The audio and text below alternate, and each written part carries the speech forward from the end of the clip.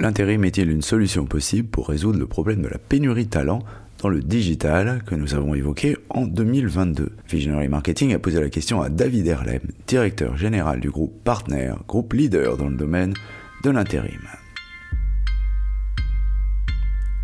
Des interviews, des chiffres, des faits, des études. Pas de blabla, ce sont les podcasts de Visionary Marketing disponibles sur toutes les bonnes chaînes de balado-diffusion. Bonjour et bienvenue dans les podcasts de Visionary Marketing. Le sujet du jour, intérim, la solution à la pénurie de talent dans le digital, avec David Herlem du groupe Partner.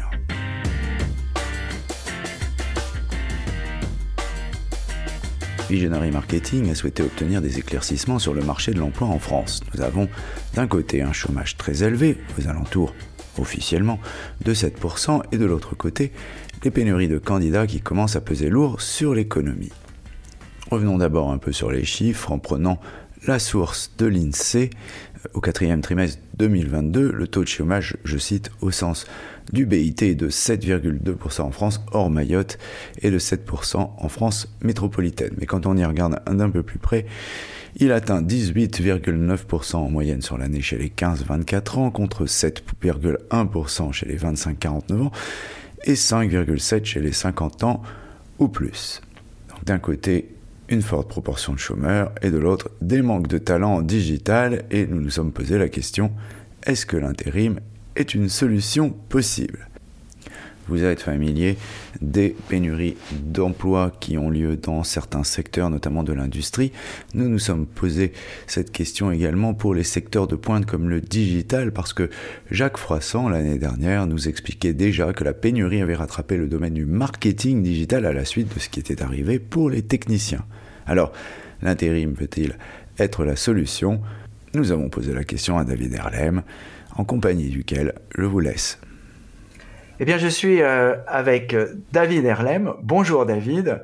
Bonjour. Vous êtes directeur général du groupe Partner. Alors, vous êtes un groupe leader dans le domaine de l'intérim. Est-ce que vous pouvez nous expliquer brièvement ce groupe et de quoi il est constitué ? Alors c'est l'un des groupes les plus anciens du marché français, puisqu'on a fêté nos 70 ans l'année dernière maintenant, depuis quelques jours, puisque c'était en 2022 que nous avions fêté nos 70 ans d'existence. La même existence que le travail temporaire en France, puisqu'il date de 1952. Voilà, pour la petite histoire. Le groupe Partner, c'est 900 collaborateurs partout en France, dans différentes marques, bien entendu le Partner qui est la marque de travail temporaire, mais aussi du recrutement au travers de nos cabinets de recrutement comme Talent Skills et Antenor sur de l'approche directe, mais aussi de l'externalisation. On fait du RPO comme des solutions d'implant chez nos clients. Mais aussi de la formation avec notre filiale COF qui fait là aussi de la formation professionnalisante dans le domaine également du management et de la communication. Donc on essaye d'accompagner finalement nos clients dans leurs enjeux de ressources humaines au pluriel, on va dire. Bon, déjà, bon anniversaire, et je vous ai fait appel à vous parce que on a besoin d'éclaircissements sur ce marché de l'emploi qui, en France, est un peu bizarre. D'un côté, on a un chômage très élevé, aux alentours de 7%. Comme on bidouille pas mal, ça doit être certainement beaucoup plus que ça, mais bon, c'est le chiffre officiel. Et puis de l'autre côté, des pénuries en emploi qui commencent à peser lourd sur l'économie. Et on va le voir, on a ce phénomène également dans des secteurs en pointe, comme le digital. Et on a eu une interview l'année dernière avec l'ami Jacques Froissart qui est venu nous expliquer que la pénurie avait même rattrapé le domaine du marketing digital. C'est-à-dire qu'avant, on avait les techniciens, maintenant, on a aussi les marketeurs. Alors, dans quel secteur est-ce que ce marché du travail qui est pas mal bousculé en ce moment, dans quel secteur est-il le plus tendu aujourd'hui ? Alors, comme vous le disiez, finalement, il est tendu quasiment dans tous les secteurs. Effectivement, il y a un certain nombre d'années, on va dire il y a au moins 5 ans, on était surtout sur des complexités, des pénuries sur les profils qualifiés, tous les profils qualifiés, que ce soit dans le bâtiment, la construction, l'industrie, même la logistique, sur les profils managériaux notamment. On avait vraiment une pénurie qui était vraiment très concentrée sur les profils qualifiés. Maintenant, cette pénurie finalement s'est étendue à tout type de profils pour différentes raisons. Elles sont très nombreuses.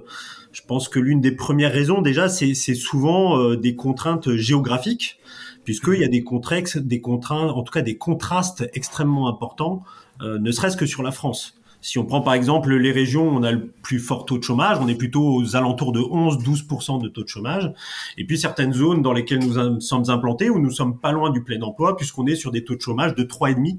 Donc effectivement, ce contraste des géographiques déjà explique déjà la difficulté qu'on peut avoir. C'est-à-dire qu'aujourd'hui, on a certaines régions qui sont très dynamiques, plutôt sur l'ouest de la France, qui sont les régions les plus dynamiques en termes d'emploi, qui aujourd'hui auraient besoin finalement de plus de candidats.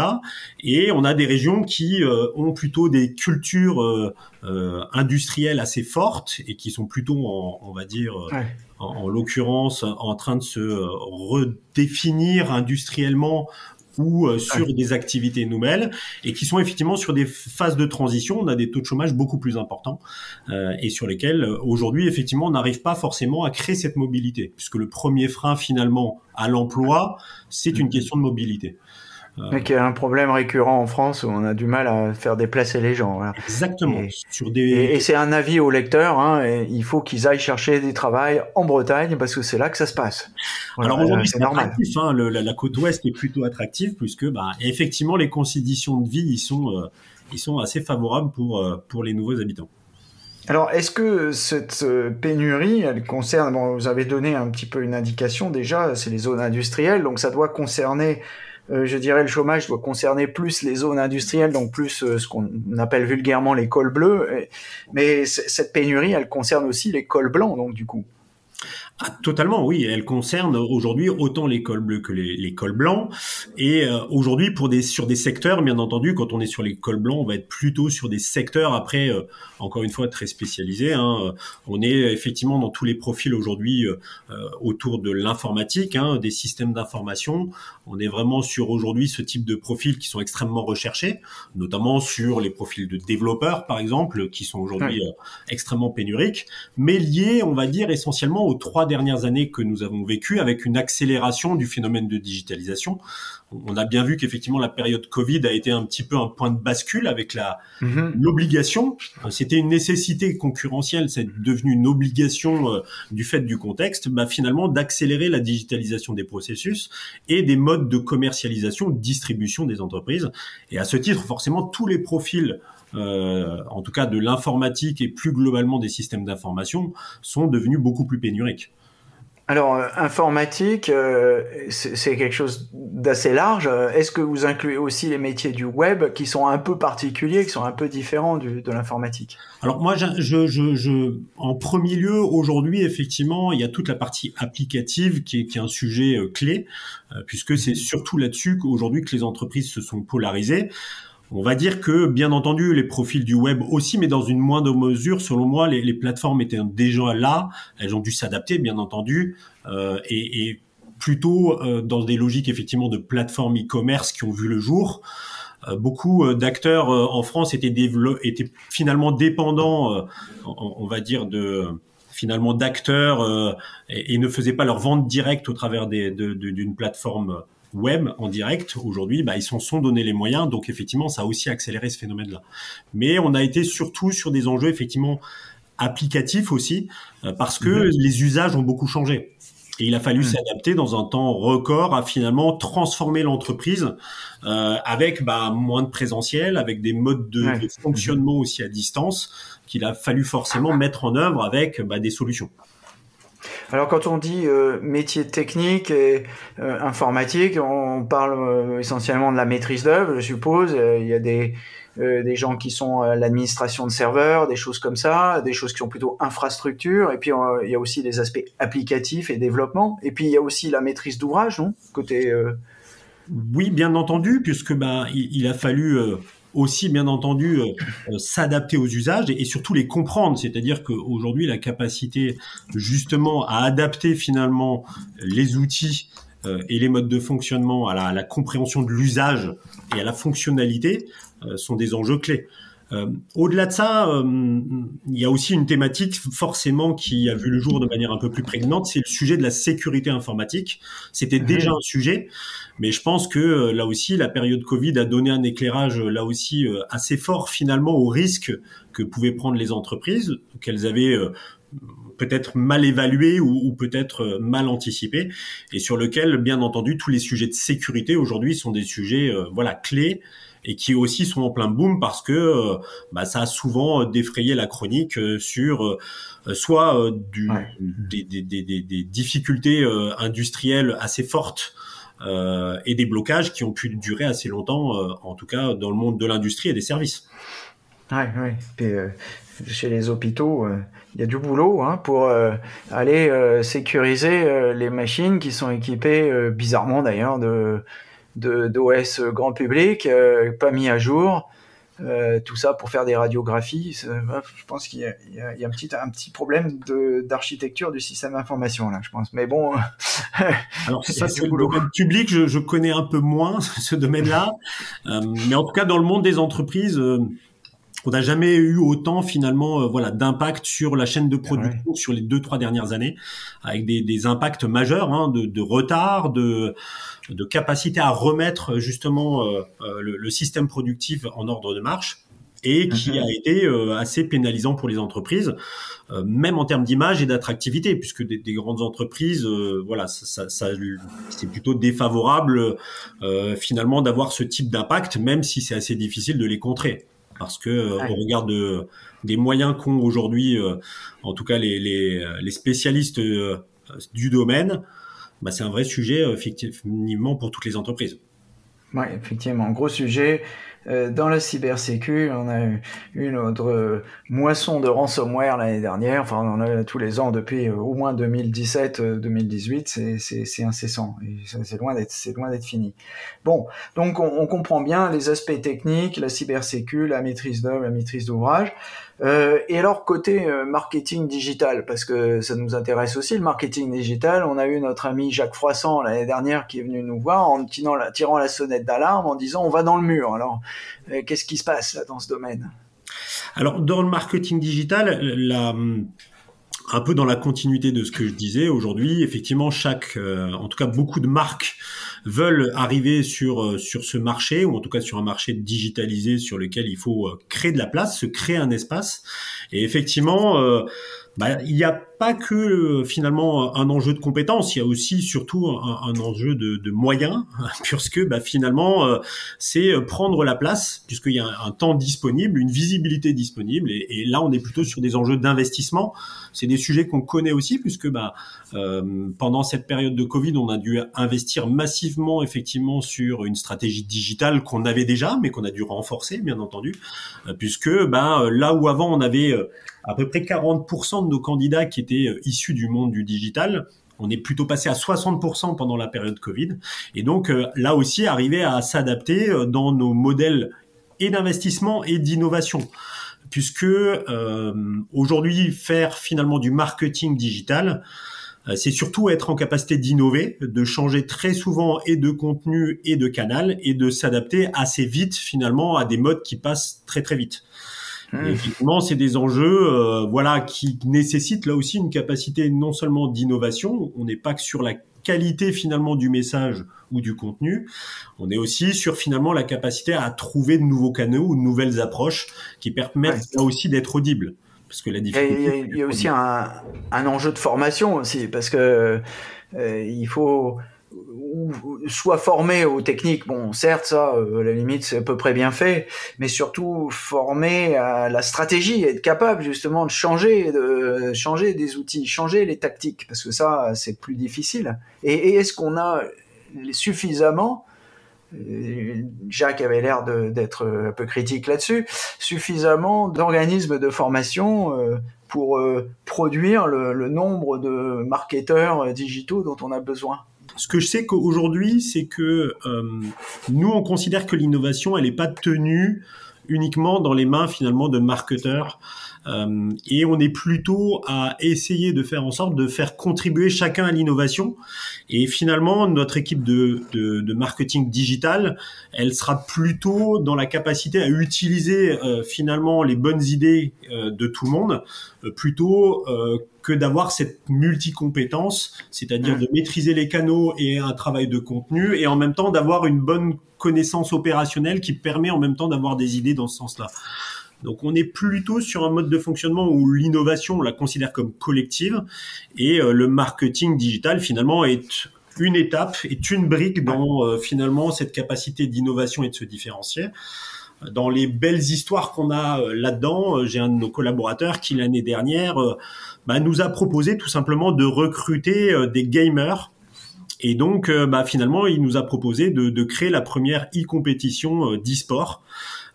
Parce que voilà, il s'y connaissait sur cette thématique-là et il a considéré que ça pouvait être intéressant pour se rendre audible auprès de ce public.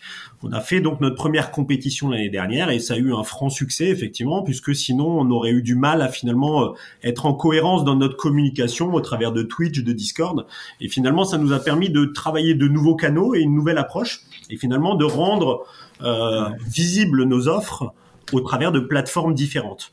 Mais c'est pas le marketing, l'équipe marketing qui a eu l'idée, c'est un de nos collaborateurs, parce qu'aujourd'hui, en tout cas, on les challenge sur le fait de pouvoir finalement aussi apporter, au travers de ce qu'ils connaissent de l'environnement digital, par exemple, parce que lui fait partie d'une association de gamers, finalement leur plus-value sur cette thématique. Ok, ça c'est une excellente solution. Alors l'intérim aujourd'hui et dans le passé, vu que vous aviez 70 ans d'expérience là-dedans, le digital n'a pas 70 ans d'expérience.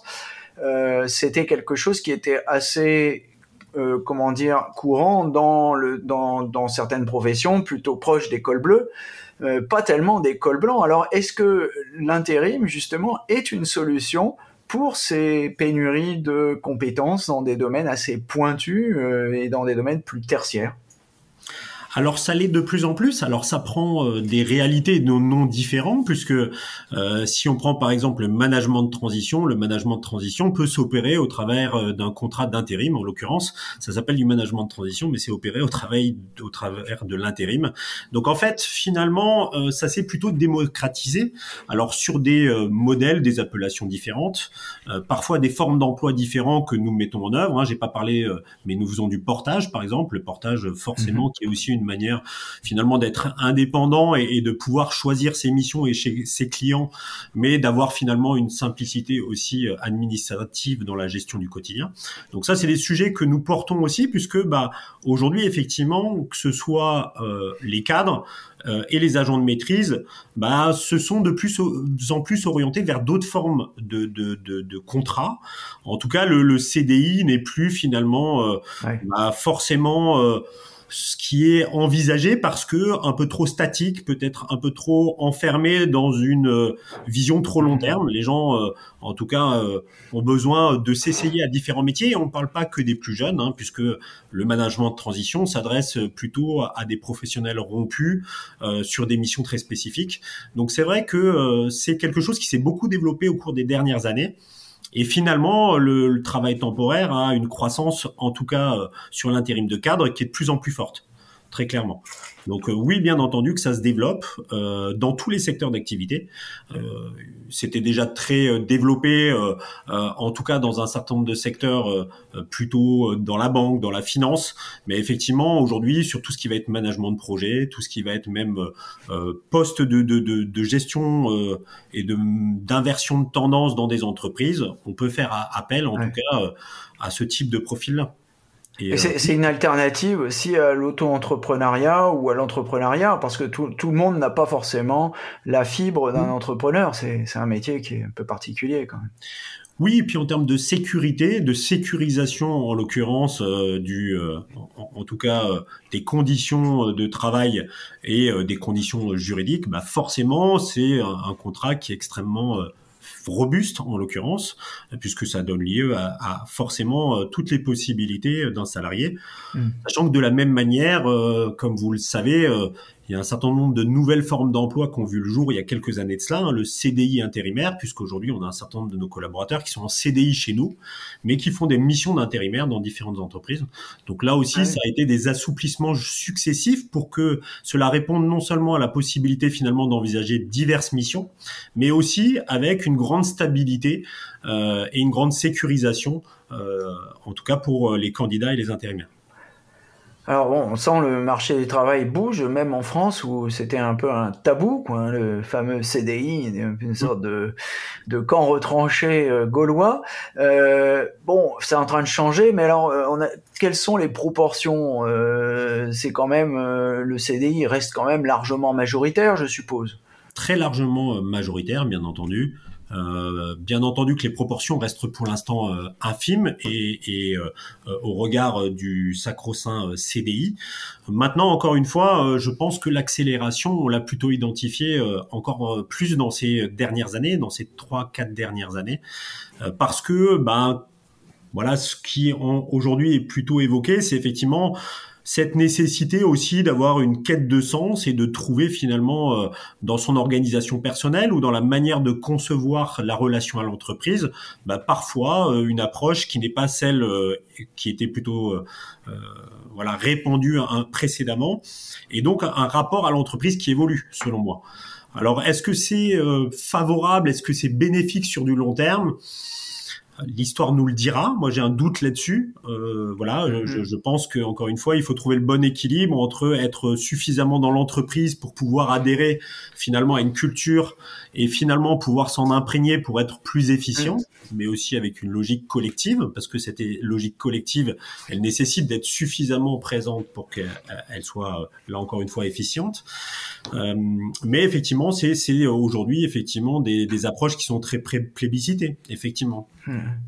Alors moi, je me souviens du temps où je travaillais au Royaume-Uni, il y avait un statut qui s'appelle contractor, qui n'existe pas en France, qui est une sorte de sous-traitant, et notamment j'avais des gens qui travaillaient dans l'informatique dans mes équipes, et ils venaient et ils étaient là, ils étaient dans l'entreprise, mais bon, de temps en temps, on n'avait plus besoin d'eux, donc il fallait délester un peu, donc on leur demandait de rentrer chez eux, et puis après ils revenaient. Enfin, c'était une sorte de travail souple. Ils avaient 2-3 clients en général, et ils passaient pas mal de temps chez nous.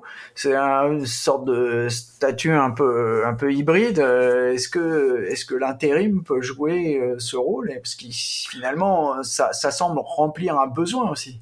Alors, ça peut jouer ce rôle. Après, aujourd'hui, c'est vrai que, au regard de la pénurie, si on parle du monde de l'informatique, c'est vrai que c'est les ESN qui vont plutôt attirer les talents et qui vont plutôt intervenir, voilà, pour les entreprises, comme finalement les relais de gestion de projet ou finalement d'adaptation sur des périodes, soit de mise en œuvre, soit effectivement plus d'implémentation. Donc, on va dire que c'est plutôt les ESN qui jouent aujourd'hui ce rôle-là. Parce que c'est un peu particulier en France aussi, parce qu'on a beaucoup de ESN. C'est ça. Et ils ont pris cette position sur le marché qui font que effectivement, c'est plutôt eux aujourd'hui qui ont ce positionnement-là. Par contre, c'est vrai que dans d'autres secteurs, c'est nous qui, en tout cas, le travail temporaire qui joue ce rôle-là, effectivement, de manière essentielle en termes de flexibilité et de capacité d'adaptation. Et alors, comment vous vous situez justement par rapport à tous ces placements de personnel en régie que font les Capsogeti et autres? Alors, c'est un autre métier sur lequel nous n'allons pas. Encore une fois, c'est un domaine différent. C'est une manière différente aussi de s'intégrer dans l'entreprise. Aujourd'hui, on n'a pas de volonté de se positionner là-dessus, en tout cas le groupe partenaire. On n'a pas cette volonté-là. On y a beaucoup réfléchi, forcément. On s'est longtemps posé la question, est-ce que ça pourrait apporter une valeur ajoutée différente à nos clients? Les clients ne nous sollicitent pas là-dessus aujourd'hui. C'est pas une thématique. Il y a des habitudes qui sont ancrées. Ils ne pensent pas groupe partenaire pour finalement les accompagner sur des projets de ce type-là. D'accord. Une petite question pour la route. On a parlé beaucoup de pénurie de candidats, mais on a toujours un petit décalage par rapport aux États-Unis, un petit décalage de 6 mois, 1 an, et aux États-Unis, en train de se passer quelque chose de pas très agréable dans le domaine de la tech en ce moment, où dans les 3 mois qui ont précédé, ils ont déjà perdu près de 100 000 emplois dans ce domaine, y compris chez les géants de la tech. Alors, est-ce qu'on va se prendre une grosse claque aussi dans les semaines qui viennent, dans les mois qui viennent ? Alors j'aimerais pouvoir vous donner des informations et avoir cette capacité extra lucide. Après, je pense que oui, la tendance est la même chez tout le monde. Je pense que pas plus tard que ce matin, il y avait quand même quelques annonces déjà dans la tech française sur ce type de réorganisation. Donc je pense qu'effectivement, c'est en train d'arriver chez nous, bien entendu. Je pense que ça vient aussi du fait que on a eu toute une période de ces dernières années qui étaient des périodes de financement assez faciles. L'argent ne coûtait pas grand-chose et donc permettait d'investir facilement et finalement d'essayer d'avoir une croissance extrêmement exponentielle. Maintenant, effectivement, avec le coût du financement qui va forcément se complexifier, les levées de fonds seront sans doute plus difficiles pour les entreprises de la tech. Donc, effectivement, il risque d'y avoir un ralentissement sur ces métiers-là. Ça semble évident, ne serait-ce que autour des sujets de financement. Mais ce n'est que mon point de vue. Et je suis pas un expert sur cette thématique. Voilà. Et puis, comme c'est le début de l'année, on va rester optimiste. Et on va espérer que les choses s'améliorent et on va continuer à suivre l'évolution de l'intérim sur ce marché du digital. Merci David et à bientôt. Merci à vous. Très bonne journée à vous. Surtout, n'oubliez pas de mettre une bonne note à ce podcast si vous l'avez apprécié.